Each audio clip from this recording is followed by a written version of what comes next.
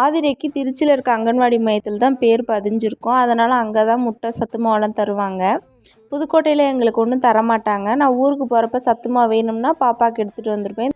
இந்த டைம் வரும்போது ஒரு 4 பாக்கெட் அத்தை கொடுத்து விட்டாங்க. பாப்பா வந்து கூழாக கிண்டி கொடுத்தா சாப்பிட மாட்டேங்கிறா. சரி இன்னைக்கு கொழுக்கட்டை பிடிச்சி கொடுக்கலாம் அப்படின்ட்டு காலையிலேயே அவங்களுக்கு தேங்காய் பூலாம் போட்டு கொழுக்கட்டை தான் செஞ்சு கொடுத்தேன். ஆதிரைக்கு அந்த டேஸ்ட்டு பிடிச்சிருச்சு போல், பாப்பா விரும்பி சாப்பிட்டா.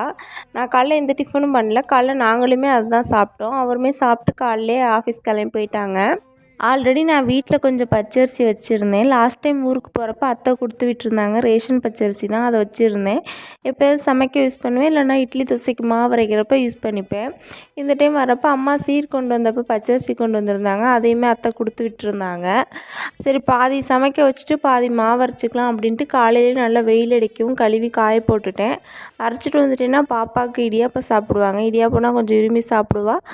அதனால் பாதி வீட்டிஸ்க்கு எடுத்து வச்சுக்கிட்டேன், பாதி கழுவி காய போட்டுட்டேன். இது இன்றைக்கி ஒரு நாள் ஃபுல்லாக காஞ்சா போதும். நாளைக்கு ஈவினிங் ஃபுல்லாக அரைச்சிட்டு வந்துடலாம். அரைச்சிட்டு வந்த உடனே மூடி வைக்கக்கூடாது. கொஞ்ச நேரம் தொடர்ந்து வச்சோம்னா ரொம்ப நாள் வரைக்கும் ஸ்டோர் பண்ணி வச்சுக்கலாம். இதில் புட்டு, இடியாப்பம் எது வேணாலும்